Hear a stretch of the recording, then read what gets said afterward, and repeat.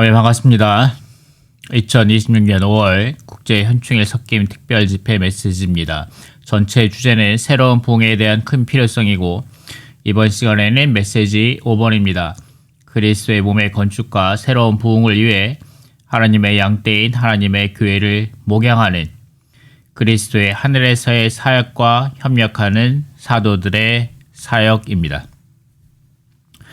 이 문장은 요한복음 10장과 요한복음 21장에 근거하고 있습니다. 이것은 사도들의 사역이 그리스도의 하늘에서의 사역과 협력한다는 것을 우리에게 보여줍니다.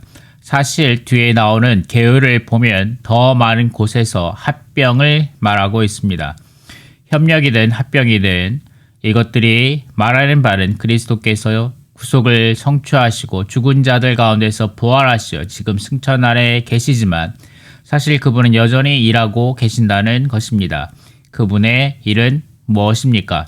사실 요한복음 10장과 21장에 근거해 볼 때 바로 목양이 그리스도의 하늘에서의 사역의 핵심이라는 것을 아주 분명하게 보여줍니다. 그리고 이 하늘에서의 사역은 이 땅에 있는 사도들의 사역이 그분과 협력하는 것, 심지어 그분과 합병되어 함께 목양하는 것을 필요로 합니다. 그렇다면 무엇을 목양합니까? 주의하십시오. 하나님의 양떼인 하나님의 교회입니다. 이번 메시지에서 매우 강조하는 것은 목양이 곧 양떼를 목양하는 것이라는 점입니다. 우리는 과거에 목양을 말할 때 시편 23편을 자주 인용하며 여호와는 나의 목자이시니 내게 부족함이 없으리로다를 강조하고는 했습니다. 마치 목양이 나라는 개인만을 강조하는 것처럼 보였습니다. 물론 우리 각자 모든 하나님의 목양을 우리 각자 모두는 하나님의 목양을 받아야 하고 여호와가 우리의 목자이심을 체험해야 합니다. 그러나 실제로는 조금 후에 보겠지만 시편 22편부터 24편 이걸 아니면 요한복음 10장과 21장 혹은 바울이 사도행전 20장에서 에베소 장로들에게 한 말이든 여러분은 목양이 양떼를 위한 것임을 발견하게 될 것입니다. 그것은 하나님의 양떼를 목양하는 것입니다. 이 세 곳의 주요 성경 구절에서는 개별적인 양 한 마리를 목양하는 것을 강조하지 않습니다. 사실 주님의 목양에서 매우 중요한 한 부분은 양들을 모아 한 무리로 만드는 것입니다. 우리는 이것을 보게 될 것입니다. 그러므로 여러분이 주의해야 할 두 번째 중점은 양떼, 즉 하나님의 양떼인 하나님의 교회이며 그 목적은 그리스도의 몸을 건축하고 새로운 부흥을 가져오는 것입니다. 그래서 이 제목은 매우 중요합니다. 좋습니다. 이제 계율을 살펴보도록 하겠습니다. 방금 제목을 설명할 때 이미 그 안에 담긴 로마 숫자들의 중점을 대략 언급했습니다. 여러분이 발견하시겠지만 예를 들어 로마 숫자 1번은 시편 22편부터 24편까지의 10편을 통해 목양, 즉 하나님의 양떼를 목양하는 것을 보여줍니다. 다시 한번 양떼를 강조합니다. 이어서 로마 숫자 2번은 요한복음 21장을 통해 사도들의 사역이 그리스도의 하늘에서의 사역과 어떻게 협력하는지 보여줍니다. 그리고 이 21장에 게시된 내용은 사실 요한복음의 완성이자 총결입니다. 완성이자 완결입니다. 바꾸어 말하면 요한복음 21장이 없다면 요한복음은 완성되지도 않았고 완결되지도 않은 것입니다. 비록 20장에 이르러 이 책의 형식이나 요한복음의 형식이나 그리고 이것을 읽는 사람들이 받는 인상으로는 끝난 것처럼 보이지만 21장이 빠진다면 요한복음이 완성되거나 완결되지 못했다는 것을 우리는 보게 됩니다. 로마서 3번은 요한복음 10장을 사용합니다. 방금 언급했듯이 사실 요한복음 21장이 왜 필요한지는 요한복음 10장에 이미 먼저 기록되어 있었습니다.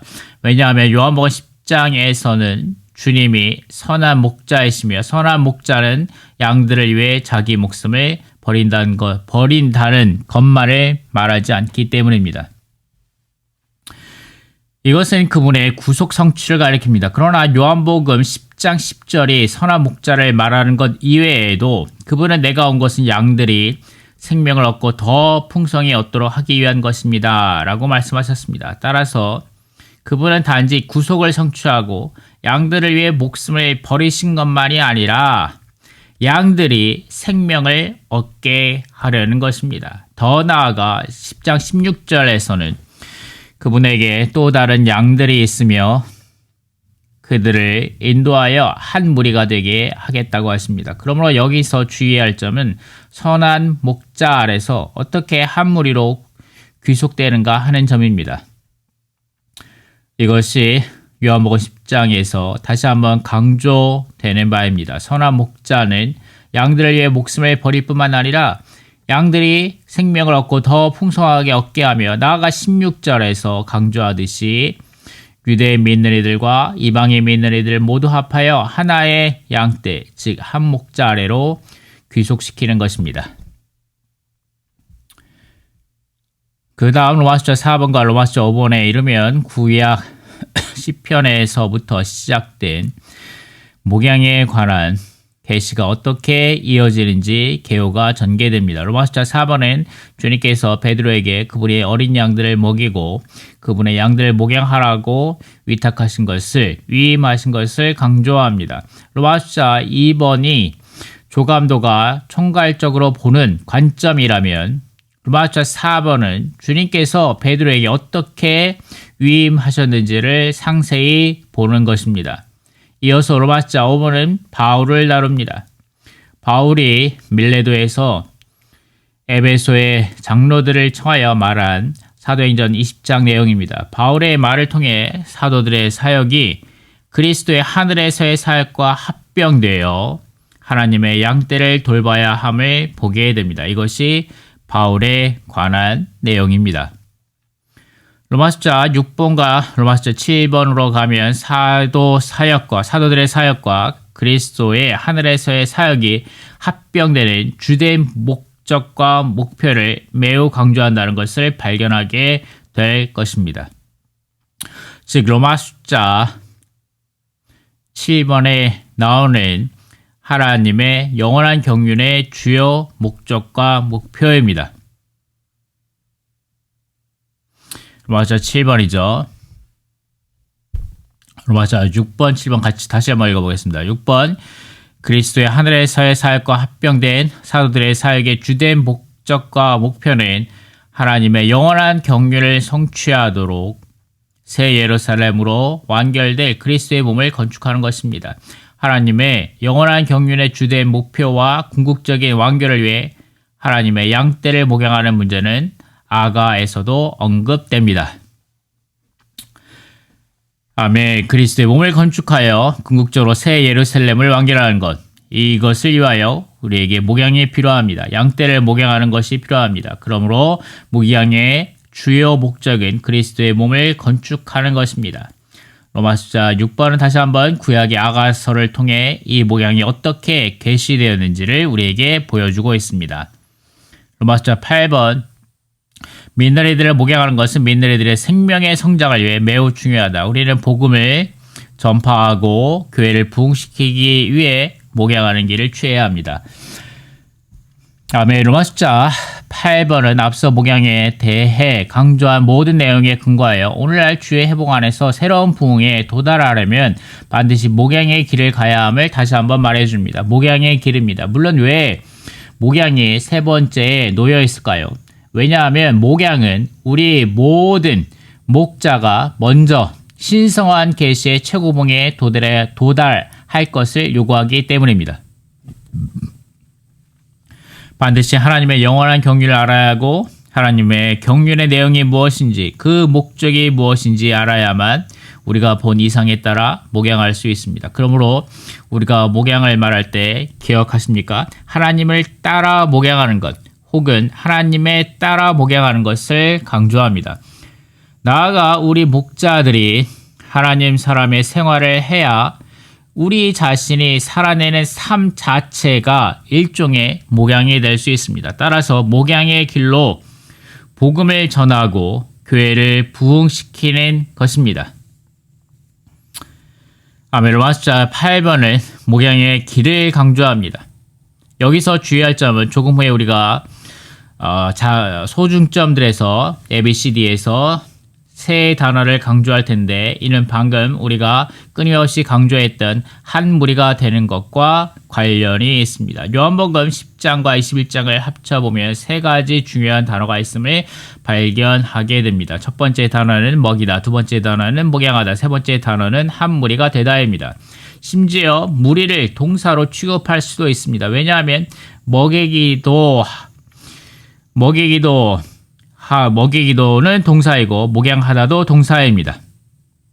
이와 상응하거나 평행하게 한 무리를 이루는 것 역시 움직임이기 때문에 이 역시 동사입니다. 이것이 바로 목양의 길이며 먹이고 목양하며 한 무리가 되게 하는 것입니다. 9번 그리스도의 하늘에서의 사역은 금 등잔대를 유기적으로 보수하는 것인데, 이 사역은 그분의 인성 아래서 교회들을 보살피고 그분의 신성 아래서 교회들을 보양함으로써 그분의 유기적인 목양을 통해 이기는 이들을 산출하는 것입니다. 인성 아래서 보살피고 신성 아래서 보양함이죠.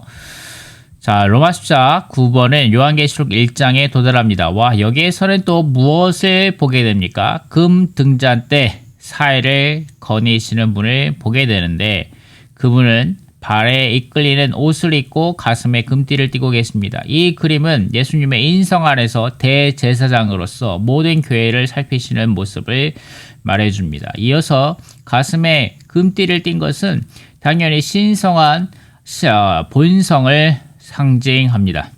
이것은 그리스도께서 그분의 신성 안에서 모든 교회를 목양하신다는 것을 말해줍니다.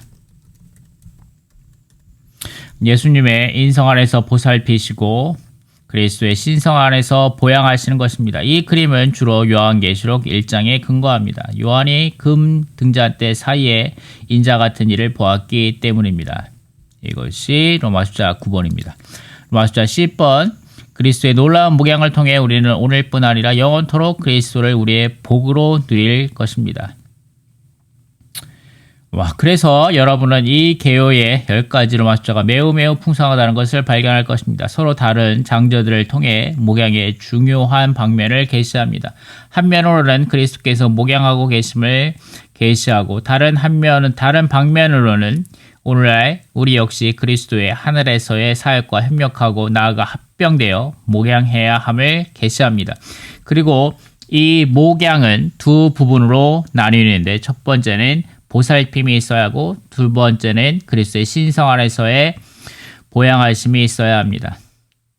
이 모든 목양은 하나님의 양떼를 목양하는 것이며, 그 목적은 그리스도의 몸을 건축하고 궁극적으로 새 예루살렘을 완결하는 것입니다. 이 10가지 로마서를 잘 기억하시기 바랍니다. 이제 성경 구절로 들어가겠습니다. 왜냐하면 목양에 대해 알기 위해서는 정말로 말씀이 필요하기 때문입니다. 그렇지 않으면 우리에게 이런 관념이 생기기 쉽습니다. 저는 대학교 때부터 교회 생활을 해왔는데 어떻게 섬겨야 하는지에 대해 전통적인 기독교 교사들의 영향을 깊이 받았습니다. 구약에서 소위 세 가지 신분이라고 하면 제사장, 신원자, 예언자, 왕을 말하는데, 이는 존 칼빈 때부터 최소한 그가 강조했던 것이고, 츠마니 형제님 역시 그의 메시지에서 이 세 가지 직분을 언급하셨습니다. 이 세 가지 직분이 매우 중요한 것은 사실이지만, 그렇다 보니 목양이 이토록 중요하다는 생각은 미처 하지 못하게 됩니다.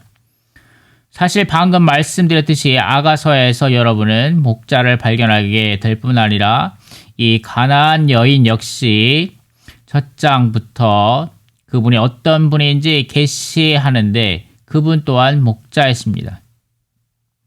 바꿔 말하면 구약에서 목양을 읽어내지 못하거나 목양을 강조하지 않는다면 그것은 신성한 계시에 대한 우리의 봄이 부족한 것입니다. 사실 나중에 신원서들을 보면 하나님께서 백성들의 인도자들, 즉 하나님의 백성 가운데서 앞장서서 이끄는 이들을 아주 심하게 책망하신 것을 볼 수 있습니다. 왜냐하면 그들이 자신만을 먹이는 목자들이었기 때문입니다. 사실 하나님께서 다윗에게 이탁하신 건 역시 그분의 백성 이스라엘을 목양하라는 것이었습니다. 그리고 신약에 이르러 주님께서 감사하게도 이러한 계시들 덕분에 최근 몇 년 동안 우리는 모두 돌이켜 목양의 중요성을 진정으로 깨달아야 한다는 것을 발견했습니다. 그러므로 하나님의 말씀이 우리의 관념을 완전히 바꾸어 놓도록 해야 합니다. 월요일 성경 구절을 보도록 하겠습니다. 이 시편이 여기에 놓여 있습니다. 저는 이것이 진정으로 모든 그리스도인의 관념을 완전히 바꾸어 놓아야 한다고 생각합니다. 그리스도인들은 기본적으로 시편 23편을 좋아합니다. 여전히 나를 위하기 때문입니다. 여호와는 나의 목자이시니 내게 부족함이 없으리로다. 그러나 사실 시편 23편은 독립된 한 편이 아니라 한 편의 시편들 가운데 위치해 있습니다. 이 그룹은 어떤 시편들입니까? 바로 시편 22편부터 24편까지입니다. 그러므로 여러분은 목양이 왜 중요한지 발견하게 될 것입니다. 엄밀히 말하면 방금 말씀드렸듯이 단지 나만을 위한 것이 아닙니다. 목양의 중요성은 하나님의 영원한 말씀을 성취하는 데 있습니다. 시편 22편을 한번 보겠습니다. 여기에 나오는 말씀은 22절입니다. 22절. 자, 22절. 내가 주님의 이름을 제 형제들에게 선포하며 제가 회중 가운데서 주님을 찬양하겠습니다. 자, 여기에 형제들이 나오죠. 형제들. 그리고 회중이 나옵니다. 형제들과 회중이 나오는데 자, 이것에 대한 각주를 좀 먼저 보도록 하겠습니다. 그리스도를 구속하는 죽음을 통과하신 후에 자 여기에 구속하는 죽음이 나오죠. 22편 1절에 구속하는 죽음이 나옵니다. 저희 하나님 왜 저를 버리셨습니까? 왜 이토록 저를 구원하지 않으시며 저의 신음소리를 듣지 않으십니까? 라고 말하면서 그분의 그리스도의 구속의 사역이 여기에서 보여집니다. 그럼 부활은 어디에 있냐? 이 시편 22편의 부활은 어디냐? 그것은 여기에 있습니다. 부활은 제 형제들에게 선포하며 제가 주님의 이름을 제 형제들에게 선포하며 이것은 그리스도의 부활을 내포하고 있습니다. 그리고 제가 회중 가운데에서 주님을 찬양하겠습니다. 이것은 회중, 교회들입니다. 자, 각주를 다시 보겠습니다. 그리스도는 구속하는 죽음을 통과하신 후 교회를 산출하는 부활 안으로 들어가셨다. 그리스도는 바로 그분의 부활 안에서 제자들의 형제들이라고 부르셨는데 자 여기 요한복음 20장 말씀, 마태복음 28장 말씀, 히브리서 2장 말씀 여기에 제자들 형제라고 불렀죠. 그렇기 때문에 이 시편 22편에 22편 둘둘둘둘둘 이것도 둘둘의 둘둘 이렇게 외우면 되겠네요. 여기에도 형제들이라고 말한다는 것은 이것이 내포하는 것은 그분께서 부활하셨다. 부활 안으로 들어가셨다. 교회를 산출한 부활 안으로 들어가셨다라는 것을 말해주고 있습니다. 이것은 하나님의 영원한 시각에서 볼 때 그리스도의 부활 안에서 그분의 제자들이 거듭나서 하나님의 아들들이 되었기 때문입니다. 베드로전서 1장 3절 말씀이죠. 그리스도 자신은 부활 안에서 하나님의 맏아들로 태어나셨고 시편 2장 7절 말씀 사도행전 13장 33절 말씀이죠. 생명 주시는 영이 되셨으며 하나님께서 선택하시고 구속하신 모든 사람은 거듭나서 하나님의 많은 아들들 곧 그리스도의 많은 형제들이 되었다. 자, 이것이 히브리서 2장 10절부터 12절 말씀 그 다음에 로마서 8장 29절 말씀입니다. 많은 형제들을 얻으셨습니다. 우리는 그리스도의 많은 형제들입니다. 자, 이게 회중은 교회를 상징하는데 이것은 그분의 형제들이 교회를 구성한다는 것을 보여준다. 그러므로 그분의 부활은 교회를 산출하는 부활이다. 그것이 22편에 대한 내용이고 23편은 많이 아시니까 넘어가고 24편입니다. 24편에 7절 성문들아 머리를 들어라 오래 견디어 온 문들아 들려라 그리하면 영광의 왕께서 들어가시리라. 자, 여기서 말하는 영광의 왕은 무엇입니까? 영광의 왕은 만군 곧 군대들의 여호와 즉 승리하시고 다시 오실 그리스도 안에 체현되시고 완결되신 3일 하나님이시다. 승리하시고 다시 오실 그리스도입니다. 다시 오실 그리스도. 승리하고 다시 오실 그리스도. 여호와는 예수님이시며 예수님은 육체 되시고 십자가에 못 박혀 죽으시고 부활하신 3일 하나님으로서 싸움에 강하시고 승리하시는 분이시다. 그분은 부활 안에서 이기는 이들과 함께 다시 오시어 아멘. 그분은 다시 오실 것입니다. 아멘. 그분은 이 땅에 다시 오실 건데 그분의 왕국을 소유하시러 다시 오실 것입니다. 그러면 이 사이에 시편 22편과 24편에 무엇이 있어야 되냐는 것입니다. 시편 23편에 목양이 필요하다는 것이죠. 아멘. 그러므로 아멘. 그러나 사실 시편 23편은 독립된 한 편이 아닙니다. 한 그룹의 시편 가운데 위치해 있습니다. 이 그룹은 어떤 시편들입니까? 바로 시편 22편부터 24편까지입니다. 그러므로 여러분은 목양이 왜 중요한지 발견하게 될 것입니다. 엄밀히 말하면 방금 말씀드렸듯이 단지 나만을 위한 것이 아닙니다. 목양의 중요성은 하나님의 영원한 말씀을 성취하는 데 있습니다. 시편 22편 말씀 읽었고요. 아멘. 왜냐하면 그리스도의 부활을 통해 우리가 모두 거듭나 하나님의 자녀가 되었고 즉 마다들의 형제들이 되었기 때문입니다. 그리고 여기에서 회중은 교회를 가리킵니다. 그렇다면 시편 22편은 그리스도에 대해 무엇을 계시합니까? 사실 그 옆을 보면 나와 있습니다. 그리스도의 죽으심, 그리스도의 부활, 그리고 그분이 부활 안에서 산출하신 많은 형제들, 그리고 그분의 교회를 형성하는 것을 계시합니다. 그래서 시편 22편에서 우리는 네 가지 중점을 말할 수 있어야 합니다. 첫째는 죽으심, 둘째는 부활, 셋째는 그분의 형제들, 그리고 이 수많은 형제들이 무엇을 형성합니까? 교회를 형성합니다. 회중이죠. 아멘. 이처럼 그리스도는 시편 22편에서 그분의 죽으심과 부활, 수많은 형제들과 교회를 계시합니다. 그런 다음 비로소 시편 23편에 와서 이 부활 안에 계시고 교회 가운데 계시며 수많은 형제들 가운데 계신 그리스도가 바로 목자이심을 말합니다. 여호와는 나의 목자이시니 죽으시고 부활하시어 오늘날 우리 안에 살아계신 이분이 사실 여기서 나만을 목양하는 것이 아닙니다. 그분의 중점은 무엇을 목양하는 것입니까? 하나님의 양떼입니다. 하나님의 양떼가 바로 교회입니다. 이어서 시편 23편에 그리스도께서 오실 하나님의 나라의 왕이 되실 것을 말합니다.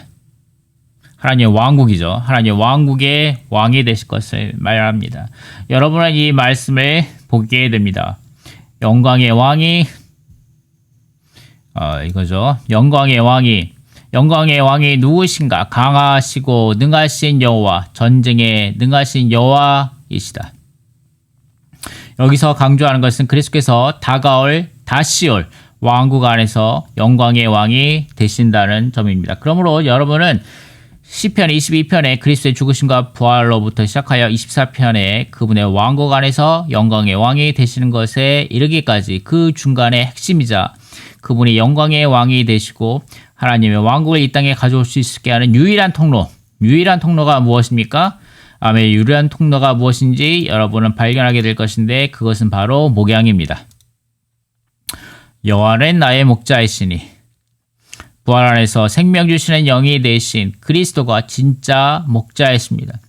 그분이 목양하시는 대상은 다시 한번 강조하지만 양들을 목양하는 것이고 양떼를 목양하는 것입니다. 그러므로 여러분은 메시지 내용을 주의 깊게 보셔야 합니다. 교회 밖에는 교회가 없으며 그리스도께서 우리를 목양하실 수 없다고 말하는데 이는 그분이 양떼의 목자이시기 때문입니다.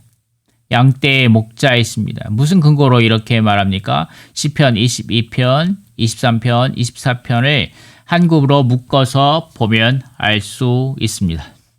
22편은 무엇을 말합니까? 내 형제들, 수많은 형제들, 그리고 회중, 즉 교회 안을 말합니다. 그러므로 23편의 목자는 양떼의 목자이며 양떼가 곧 교회입니다. 교회를 떠나는 것은 양떼를 떠나는 것이며 목자는 언제나 양떼와 함께 하십니다. 목자는 양 한 마리만 따로 떨어져 있지 않습니다. 비록 누가복음 15장에서 길 잃은 양 한 마리를 찾으러 가시지만 찾은 후에는 여전히 양떼에게로 데려오십니다. 그러므로 목자는 늘 양과 함께 하십니다.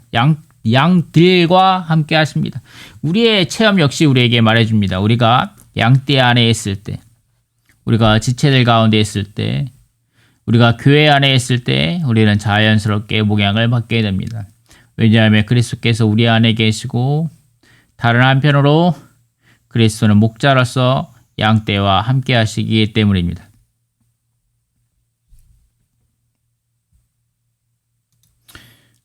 좋습니다. 화요일 성경 구절을 보도록 하겠습니다. 화요일 성경 구절은 사실 요한복음 10장과 21장을 함께 놓은 것입니다. 요한복음 10장 10절과 11절, 여기에는 두 가지 중요한 부분이 나열되어 있습니다.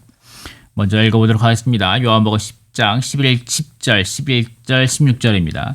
내가 온 것은 양들이 생명을 얻고 더 풍성히 얻도록 하기 위한 것입니다. 나는 선한 목자입니다. 선한 목자는 양들을 위하여 자기 목숨을 버리지만 16절, 또 나에게는 이 우리에 들어있지 않은 다른 양들도 있습니다. 내가 그들도 이끌어와야 합니다. 그들도 내 음성을 알아듣고 한 목자 아래 한 양떼가 될 것입니다. 자, 여기에서 이제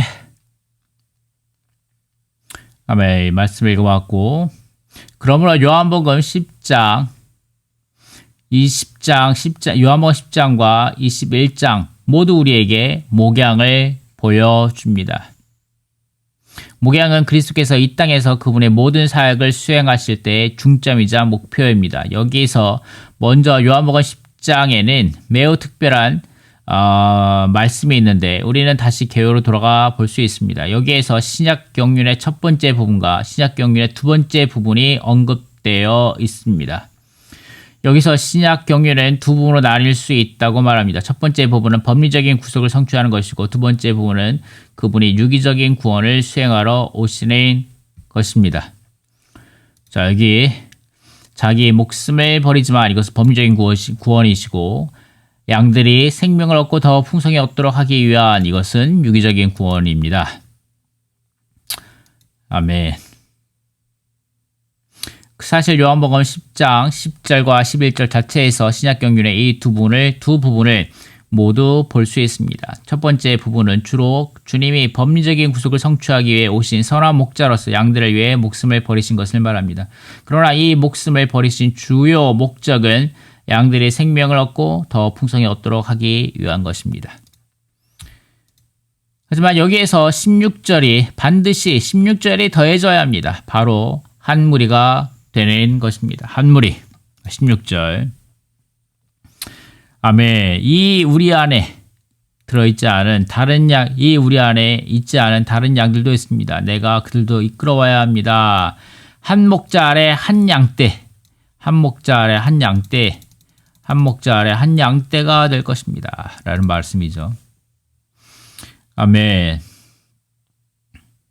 한 무리가 되는 것입니다. 이것은 요한복음 21장에 이르면 단지 주님이 그렇게 하신 것일 뿐만 아니라 이 목양을 베드로에게 위임하신 상태가 됩니다. 그러니 베드로가 그의 서신서에서 목양을 그토록 강조한 것도 이상한 일이 아닙니다. 좋습니다. 이제 앞으로 나가겠습니다. 그리스도는 사람의 아들로서 우리를 죄에서 구속하러 오셨습니다. 이것은 디모데전서 1장 15절 말씀이며 신약경륜의 법리적인 구속을 성취하는 부분입니다. 이어서 그리스도는 하나님의 아들로서 신성한 생명을 우리 안에 넘치게 나누어 주러 오셨습니다. 요한복음 10장 10절에 보양하심이며 이것이 신약 경륜의 유기적인 구원을 수행하는 부분입니다. 그러므로 목양을 말할 때 교재 본문을 보면 아침봉책 말씀을 보면 요한복음 10장 10절과 11절 자체가 이미 이 두 부분을 우리에게 보여주고 있음을 발견하게 됩니다. 수요일 성경 구절을 보도록 하겠습니다. 수요일 구절은 바울에 관한 것입니다. 바울이 사도행전 10장 28절에서 에베소의 장로들을 청하여 그들에게 말합니다. 성령께서 여러분을 온 양떼의 감독들로 세우셨으니 여러분 자신과 온 양떼를 위해 스스로 조심하여 하나님의 교회를 목양하십시오. 이것은 하나님이 자기 피로 사신 것입니다. 사도행전 20장에서 바울이 처한 전후 맥락을 읽어보면 참으로 감동적입니다. 그는 자신의 생명을 아끼지 않았고 보배롭게 여기지도 않았습니다. 그가 오직 주의 깊게 바라본 것은 무엇이었습니까? 하나님의 양떼였습니다. 그가 주목한 것은 하나님의 양떼였습니다. 왜냐하면 이곳이 바로 하나님의 교회이며 하나님이 자기의 피로 사신 것이기 때문입니다. 이것이 목양에 대한 바울의 무거운 관점입니다. 이어서 히브리서 13장 20절을 보면 히브리서 13장 20절 양들의 큰 목자이신 우리 주 예수님 이 말이 중요하죠. 양들의 큰 목자이신 우리 주 예수님을 영원한 언약의 피로 죽은 사람들 가운데서 이끌어내신 화평의 하나님께서 아멘. 히브리서 각주 여기에서 양들은 양떼이며 곧 교회이다. 아멘. 이것은 우리를 구속하신 변하지 않으시는 그리스도를 속죄물로 체험하는 것과 지금 우리를 먹이시는 큰 목자로 체험하는 것을 포함하여 이 장에서 다뤄진 모든 것이 교회 생활을 위한 것이라는 관점을 확증해 준다. 모든 것이 교회 생활을 위한 것입니다. 아멘. 자, 여기서 히브리서 14장 20절을 보면 주님은 양들의 큰 목자이십니다. 영원한 언약의 피로써 영원한 언약의 피, 여기 영원한 언약의 피가 나오죠. 영원한 언약의 피로써 아멘. 영원한 언약의 피로써 그리스도는 양들의 큰 목자가 되셨고 죽은 자들 가운데서 살아나셨습니다. 그리고 오늘날 그리스도는 하늘에서 여전히 일하고 계십니다. 그분은 무엇을 하십니까? 사도들의 사역과 그리스도의 하늘에서의 사역이 연합하여 일하십니다. 중점은 바로 목양입니다. 한 방면으로는 중보 기도를 하시지만 더 중요한 것은 이 땅에 있는 사도들의 사역이 그분과 협력하도록 함으로써 그분 자신을 더 많이 분배하시는 것입니다. 그리고 이번 메시지는 그분과 합병되어 하나님의 교회를 함께 목양할 수 있어야 함을 더욱 강조합니다. 자, 합병에 관하여 이 합병이라는 단어가 사용될 때 여러분은 이번 주에 메시지 많은 부분에서 위트니스 형제님의 저주술에서 온 것임을 발견하게 될 것입니다. 그중 많은 메시지들이 활력그룹을 말할 때 나온 것입니다. 활력그룹을 말할 때 목양에 관한 이러한 발표들이 굉장히 많이 나옵니다. 이러한 말씀들이 굉장히 많이 나오는데 합병에 대해 주의해 보십시오. 합병을 말할 때 그것은 단순한 협력보다 더 깊은 체험입니다. 저는 체험 안에서 이 합병을 더 깊이 누리게 되었습니다. 한면으로는 협력이지만 어떻게 협력합니까? 사실 주 예수님께서 이 땅에 계실 때 가장 좋은 본을 보여주셨습니다. 요한복음 14장 10절에서 주님은 내가 아버지 안에 있고 아버지가 내 안에 계신다고 2번 말씀하셨습니다. 주님이 아버지와 서로 상호 내재하신다는 것을 2번 말씀하신 것 외에도 10절 후반부에는 내가 너희에게 이르는 말은 스스로 하는 것이 아니라 내 안에 계시는 아버지께서 그의 일을 하시는 것이라고 하셨습니다. 그러므로 여러분 여기서 죽음과 부활을 통한 아버지와의 상호 내재 외에 또 다른 면을 발견하게 됩니다. 주님이 말씀하시는 것이 곧 아버지가 일하는 것입니다. 그렇다면 이 구절에 근거한 합병이란 무슨 뜻입니까? 합병의 첫 번째는 상호 내재하는 것입니다. 아들과 아버지가 서로 상호 내재하는 것입니다. 둘째는 서로가 하나 되어 함께 일하는 것입니다. 이 합병의 정의를 노트에 적어두거나 외우신다면 앞으로 합병이라는 말을 볼 때 큰 도움이 될 것입니다. 상호 내재하는 것이고 서로가 하나 되어 함께 행하는 것입니다. 이것이 합병에 대한 의미입니다. 따라서 진짜 목약은 사실 일종의 협력을 넘어선 합병입니다. 합병이란 그리스도께서 그분의 하늘에서의 사역 안에서 지금 수행하고 계시는 일이며 그분은 반드시 이 일을 하시고 또 지금도 하고 계십니다. 그러나 그분에게는 우리가 그분과 협력하는 것이 필요합니다. 사실 협력에 대한 일반적인 이해만으로는 부족합니다. 우리에게 부족한 것, 사도들에게 부족했던 것, 오늘날 우리가 훈련해야 할 것은 그분의 하늘에서의 사역과 합병되는 것입니다. 어떻게 합병합니까? 상호 내재하는 것입니다. 그러므로 하나님을 따라 상호 내재해야지 내가 가서 목양하려고 하거나 내가 목양을 할 수 있다고 생각해서는 안 됩니다. 나의 의식에 따라 목양하거나 나의 기호에 따라 목양하는 것이 아닙니다. 나는 반드시 주님 안에 거해야 하고 주님이 우리 안에 거하시도록 해야 합니다. 그리하여 우리가 하나 되어 함께 행하는 것입니다. 그리하여 서로가 하나 되어 함께 행하는 것입니다. 진짜 목양은 내가 말을 하지만 실제로는 아버지가 일하시는 것입니다. 내가 말을 하고 있지만 실제로는 하늘의 사역 안에 계신 그리스도의 보양과 운행과 분배가 있는 것입니다. 그러니 이 합병이 얼마나 중요합니까? 이어서 목요일 성경 구절을 보도록 하겠습니다. 이것이 방금 언급한 요한계시록 1장의 내용입니다. 우리는 등잔대 사이에 발에 끌리는 옷을 입고 가슴에 금띠를 띤 인자 같은 이를 보게 됩니다. 이 그림을 통해 우리는 예수님의 인성 안에서의 목양을 보게 됩니다. 첫 번째는 예수님의 인성 안에서입니다. 왜냐하면 여기에서는 인자이며 발에 끌리는 긴 옷을 입고 계시기 때문입니다. 이는 그분이 대제사장이심을 나타냅니다.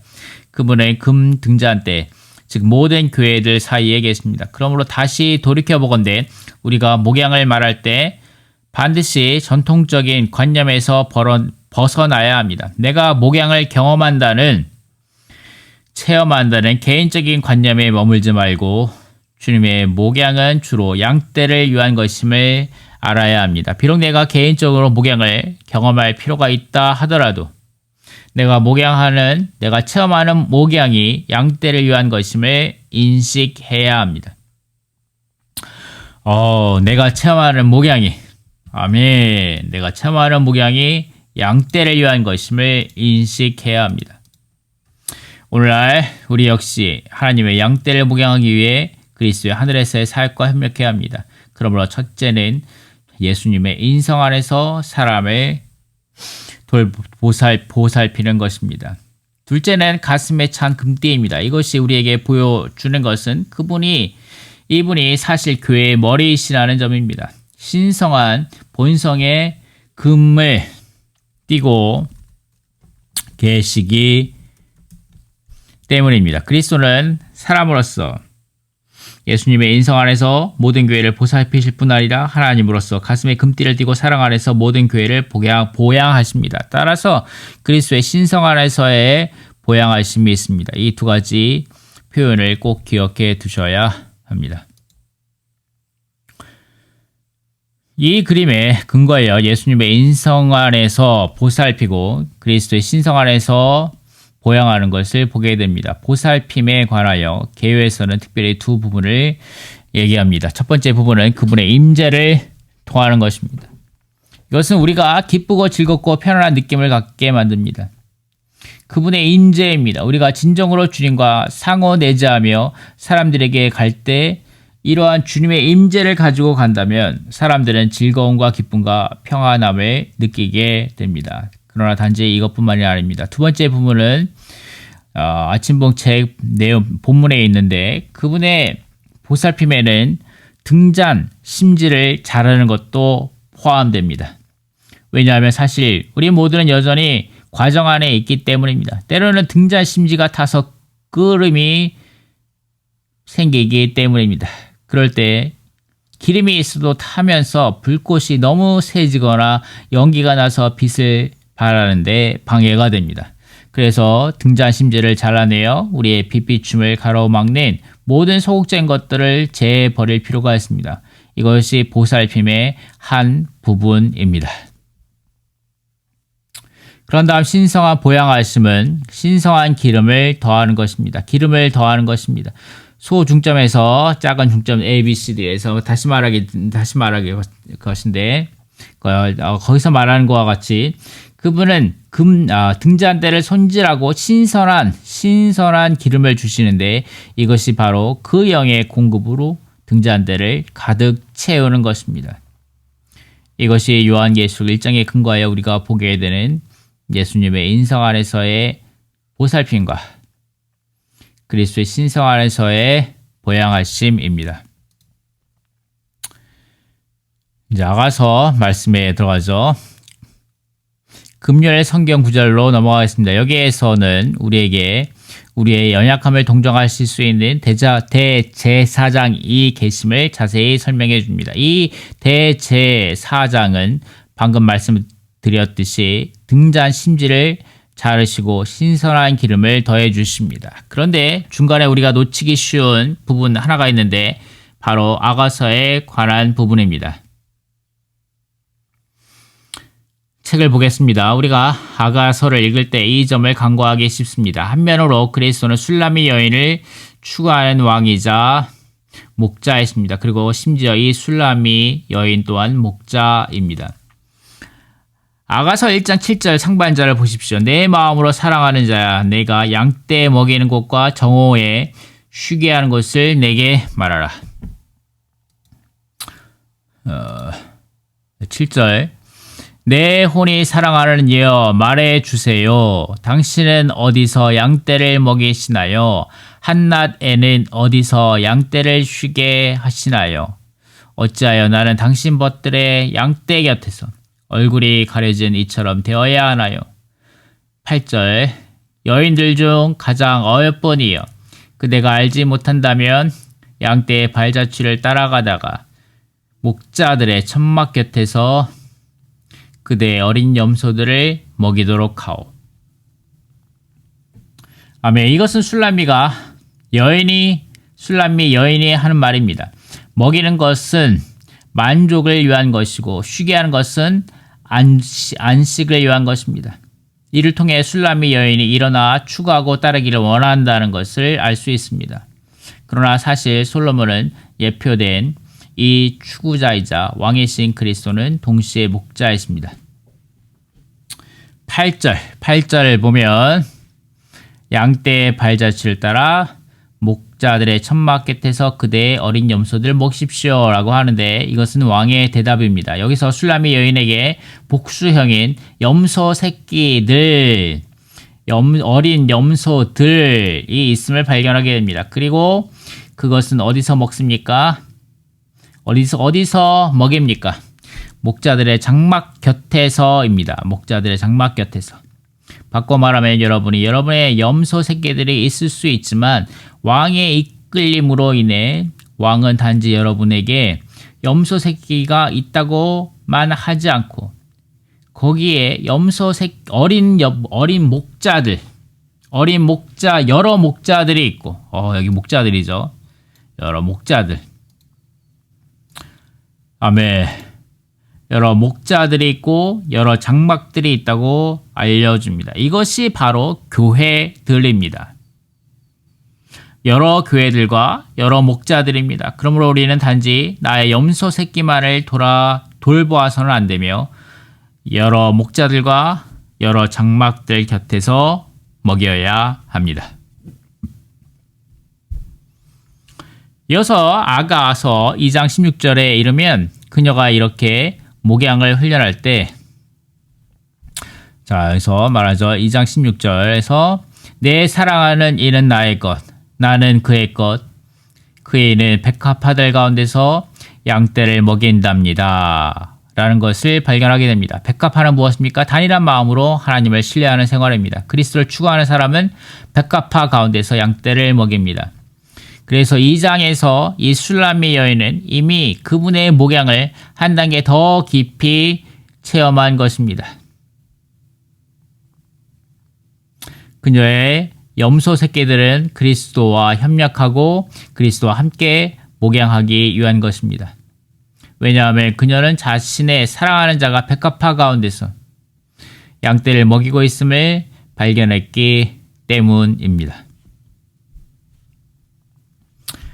여기서 아가서 6장 3절을 말씀을 하시는데, 아가서 6장 3절 말씀, 나는 내 사랑하는 이의 것, 내 사랑하는 이는 나의 것, 그 이는 백합화들 가운데서 양떼를 먹인답니다. 라고 합니다.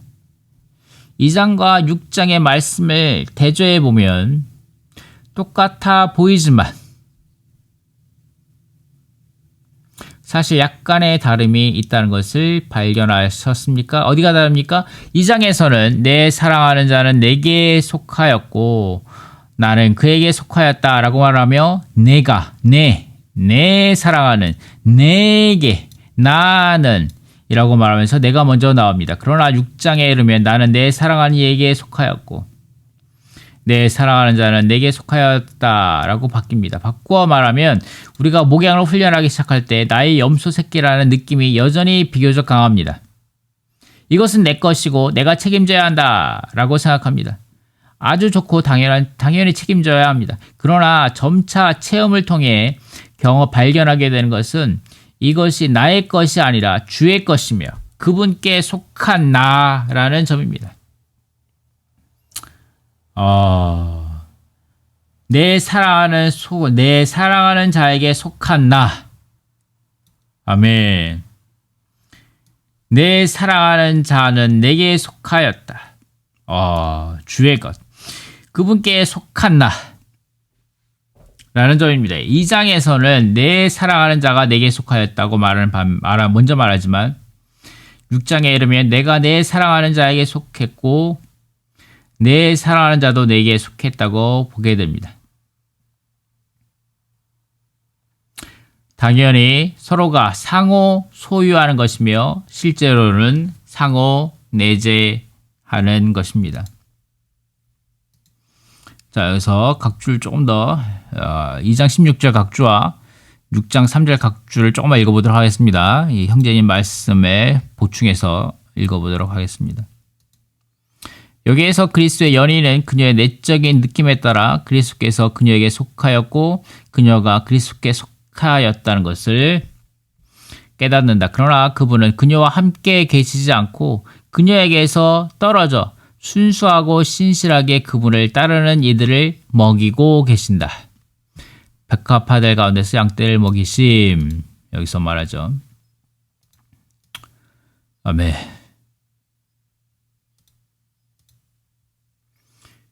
그이는 백합화들 가운데에서 양떼를 먹인답니다. 라고 말하죠. 이 시점에서 그녀는 그리스도와 하나가 되지 못하고 분리되어 있다. 하나가 되지 못하고 분리되어 있다. 그녀와 그리스도 사이에는 불일치가 있는데 이것은 무엇입니까? 이 여인은 자신의 만족과 자신의 만족만 관심하고 그분의 뜻과 의도와 목표는 관심하지 않는다. 아멘. 우리도 많은 때 교회 생활이 이렇죠. 교회 생활 가운데서 집회를 잘 누리고 오늘 집회 잘 누리기 원하고 뭔가 내가 좋아하는 찬송을 부르기 원하고 뭔가 내가 좀 말을 길게 하기 원하고 그리고 나의 뜻과 나의 의도와 나의 목표대로 교회 생활을 하려고 하죠. 때로는 교회 생활을 소홀히 하기도 하고 그냥 혼자 생활하기도 합니다. 네, 6장 3절에서 무엇입니까? 여인은 자신이 사랑하는 분께 속하였고 라고 말합니다. 6장에서 나는 내 사랑하는 이의 것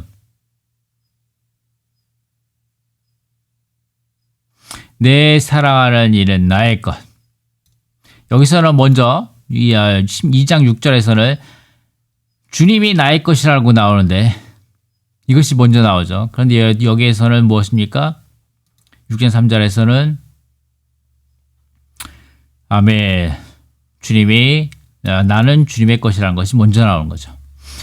자, 그래서 여인은 자신이 사랑하는 분께 속하였고 그분은 그녀에게 속하였으며 그분께서 이제 그분을 신뢰하는 순수한 이들을 먹이신다고 그녀의 믿음에 따라 그들에게 말한다.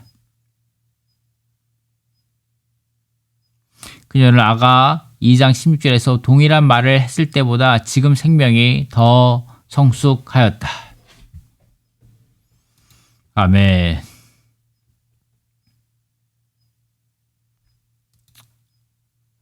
그러나 우리가 생명 안에서 더 자라고 하나님을 따라 목양할 수 있게 될수록 우리는 나는 내 사랑하는 이의 것.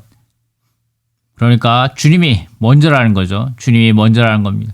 아멘. 나 자신의 만족과 나 자신이 관심하는 것 이런 것이 먼저가 아니라 나의 뜻과 나의 의도와 나의 목표가 먼저가 아니라 주님이 모든 것보다 먼저 하신다는 거죠.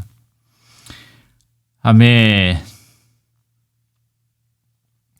우리가 생명 안에서 더 자라고 하나님을 따라 목양할 수 있게 될수록 우리는 나는 내 사랑하는 이의 것, 내 사랑하는 이는 나의 것, 그 이는 백합화들 가운데서 양떼를 먹인답니다. 라는 것을 먼저 경험하게 됩니다. 이 내용들은 정말 너무나 풍성합니다. 형제 자매 여러분, 우리가 반드시 보아야 할 점들이 너무나 많습니다. 마지막으로 다시 한번 강조하겠습니다. 양떼를 강조하고 합병과 협력을 강조합니다. 우리는 감히 자신을 신뢰하여 행할 수 없습니다. 이것은 그분의 양떼입니다. 그러나 우리는 주님과 어떻게 협력하고 합병해야 합니까? 바로 상호 내재하며 서로가 하나 되어 함께 행하는 것입니다. 아멘. 이렇게 해서 마치도록 하겠습니다. 감사합니다.